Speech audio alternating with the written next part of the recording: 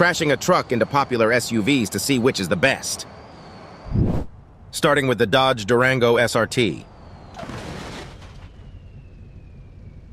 It's more of a pancake than it is a car. Ford Bronco. And I thought the Bronco was starting to redeem itself. Tesla Model X. Of course the EV catches on fire. Ford Explorer.